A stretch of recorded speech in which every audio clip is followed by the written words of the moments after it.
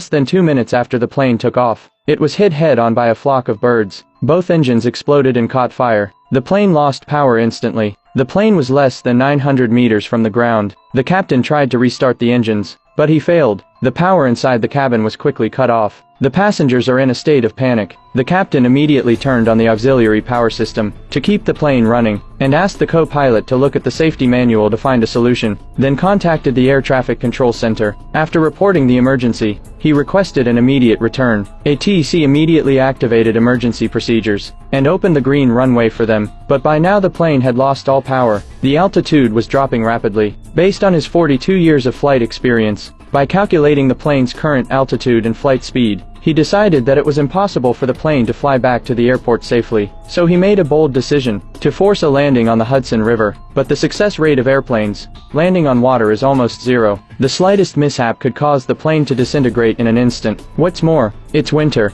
and the river is below freezing. If the passengers drowned, it would be very difficult to rescue them. At this moment, air traffic control coordinated another airport for them, but the plane was already less than 500 meters from the ground. The captain stuck to his judgment. The time was ticking away. The captain quickly pulled the plane over the Hudson River and radioed the passengers to prepare for the crash position. In the face of death, some passengers began to cry, some prayed incessantly, some sent last words to their loved ones. The plane dives rapidly into the water. At the last moment, the captain pulled the nose of the plane. The plane dives into the water in an almost perfect position. It skidded over 100 meters before finally coming to a stop. From the time the birds hit the plane to the time it stopped, in just 208 seconds, they created a miracle in the history of air crashes. But just when everyone was glad to be saved, ice-cold river water keeps pouring into the cabin. The plane began to sink.